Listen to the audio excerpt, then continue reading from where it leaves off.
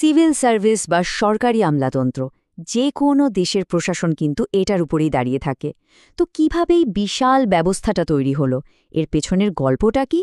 চলুন আজের গঠন আর আজকের দিনের চ্যালেঞ্জগুলো নিয়ে একটু গভীরভাবে জানার চেষ্টা করি। হ্যাঁ, এই ইস্পাত কাঠামো বা স্টিল ফ্রেম কথাটা প্রায়ই শোনা যায়। আসলে এই উপমাটা ব্যবহার করা হয় এর শক্তি, স্থায়িত্ব আর দেশের পুরো প্রশাসনিক কাজটাকে এক সুতোয় গেঁথে রাখার ক্ষমতার জন্য। বলা যায় এটা সেই ফ্রেম যার উপর ভর করে একটা রাষ্ট্র টিকে থাকে। প্রশ্নটা কিন্তু খুবই গুরুত্বপূর্ণ, তাই না? এই সিস্টেমটার গোড়া খুঁজে বের করতে হলে আমাদের একটু ইতিহাসের পাতা উল্টাতে হবে। আবার এর বর্তমান চেহারাটা বুঝতে হলে আমাদের চারপাশেই তাকাতে হবে। তো আর দেরি কেন, চলুন শুরু করা যাক। আচ্ছা, ইতিহাস তো আমরা ঘাঁটবই, কিন্তু তার আগে চলুন এক নজরে দেখে নিই বর্তমানে বাংলাদেশের সিভিল সার্ভিস বা বিসিএস বলতে আমরা ঠিক কী বুঝি। দেখুন, সহজ কথায় বিসিএস হল সরকারি কর্মকর্তাদের একটা পেশাদার সংগঠন, যারা সরকারের প্রতিদিনের সব কাজ চালান। আর এর পরিসর যে কতটা বিশাল! প্রশাসন, পুলিশ, পররাষ্ট্রের মতো কোর দায়িত্ব থেকে শুরু করে স্বাস্থ্য, শিক্ষা, কর, তথ্যের মতো বিশেষায়িত ক্ষেত্র পর্যন্ত সবকিছুই এর আওতায়। এই প্রত্যেকটা ক্ষেত্রকে আমরা একটা ক্যাডার হিসেবে চিনি। আর জানেন, বর্তমানে এই ক্যাডারের সংখ্যা হল ২৬টি। এগুলো আবার দুই ভাগে ভাগ করা, ১৪টা সাধারণ ক্যাডার আর ১২টা পেশাগত বা কারিগরি ক্যাডার। এই বিশাল নেটওয়ার্কটাই কিন্তু দেশ জুড়ে সরকারি সেবা পৌঁছে দেওয়ার কাজটা করে। তো এই যে আধুনিক একটা ব্যবস্থা আমরা দেখছি, এর শিকড়টা কোথায়? এর জন্য আমাদের একটু অতীতে ডুব দিতে হবে। ফিরে যেতে হবে সেই ব্রিটিশ শাসনামলে, যখন এই প্রশাসনিক কাঠামোর জন্ম হয়েছিল। এই সিস্টেমটা কিন্তু একদিনে গড়ে ওঠেনি, ধাপে ধাপের বিবর্তন হয়েছে। যেমন ধরুন, ১৮৫৪ সালের আগে কিন্তু নিয়োগ হতো চেনা জানা বা রাজনৈতিক পরিচয়ে।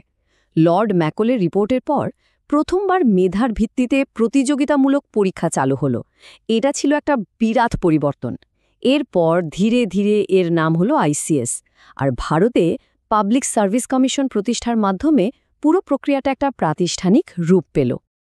তবে শুনুন, এই যে মেধার ভিত্তিতে নিয়োগের কথা বলা হলো, এটা কিন্তু শুরু থেকেই সবার জন্য সমান সুযোগ নিয়ে আসেনি। পরীক্ষা হতো সেই লন্ডনে, আর বয়সের সীমাও ছিল অনেক কম। ফলে সাধারণ ভারতীয়দের জন্য এই পরীক্ষায় বসাটাই ছিল একরকম অসম্ভব। বলতে গেলে এটা ছিল মূলত ইউরোপীয়দের জন্যই তৈরি একটা ব্যবস্থা।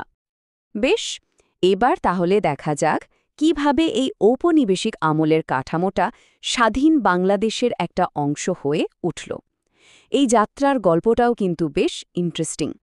এর পথ চলাটা একদম পরিষ্কার। ১৯৪৭ সালে দেশভাগের পর আইসিএস ভেঙে পাকিস্তানে তৈরি হল সিএসপি, কিন্তু নাম বদলালেও এর কাঠামো আর মানসিকতা প্রায় আগের মতোই রয়ে গেল। এরপর ১৯৭১-এ মুক্তিযুদ্ধের মাধ্যমে যখন বাংলাদেশ স্বাধীন হল, তখন সেই সিএসপি কাঠামোকে ভিত্তি করেই ১৯৭২ সালে জন্ম নিল আমাদের নিজস্ব বাংলাদেশ সিভিল সার্ভিস বা বিসিএস।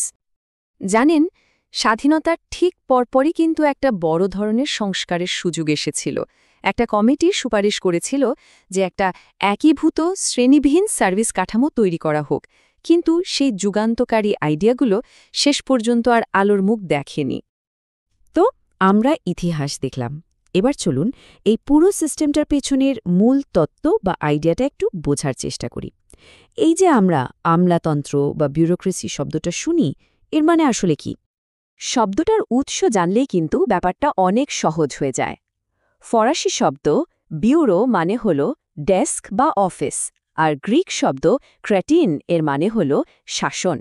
তার মানে বিউরোক্রেসি বা আমলাতন্ত্রের আক্ষরিক অর্থ দাঁড়ায় ডেস্ক থেকে চালালো সরকার বা দপ্তর সরকার। এই ব্যাপারটাকে খুব সহজ করে বুঝিয়ে দিয়েছেন অধ্যাপক ফাইনার। তার মতে সিভিল সার্ভিস হলো এমন একদল কর্মকর্তা যারা স্থায়ী, মানে রাজনৈতিক সরকারের মতো তাদের রদবদল হয় না, তারা বেতনভুক্ত এবং নিজ নিজ কাজে অত্যন্ত দক্ষ। একদম নিখুঁত একটা সংজ্ঞা, তাই না?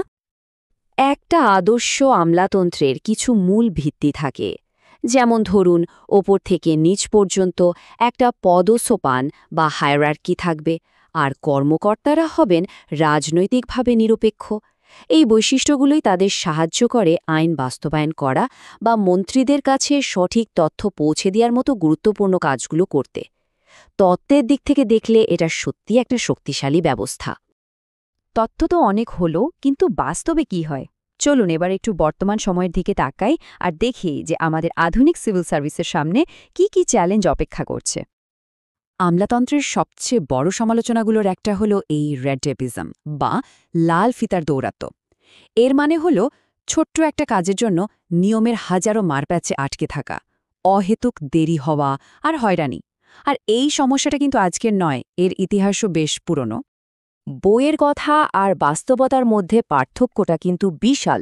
যেখানে থাকার কথা দক্ষতা, সেখানে প্রায়ই দেখা যায় দীর্ঘসূত্রিতা। যেখানে রাজনৈতিক নিরপেক্ষতা কাম্য, সেখানে প্রায়ই রাজনীতিকরণের অভিযোগ ওঠে। আর সবচেয়ে বড় যে সমস্যা, তা হল জনগণের সেবক হওয়ার বদলে এক ধরনের প্রভুভৃত্য মানসিকতা তৈরি হওয়া। আর এই প্রভুত্বের মানসিকতাই সম্ভবত সবচেয়ে বড় চ্যালেঞ্জ। এই ধারণাটা আমরা উত্তরাধিকার সূত্রে পেয়েছি সেই ঔপনিবেশিক আমল থেকে, যখন শাসকরা নিজেদেরকে সাধারণ মানুষ থেকে আলাদা আর অনেক উঁচুতে ভাবত। জনগণের সেবক না ভেবে প্রভু ভাবার এই মানসিকতা থেকে বেরিয়ে আসাই এখন সবচেয়ে জরুরি। শেষ পর্যন্ত প্রশ্নটা কিন্তু এখানেই এসে দাঁড়ায় যে প্রশাসনিক যন্ত্রটা তৈরি হয়েছিল একটা সাম্রাজ্য চালানোর জন্য, সেটা কি একটা স্বাধীন গণতান্ত্রিক দেশের ২১ শতাব্দীর চাহিদাগুলো ঠিকঠাক পূরণ করতে সক্ষম? এর উত্তরটা কিন্তু আমাদের সবাইকে মিলেই খুঁজে বের করতে হবে।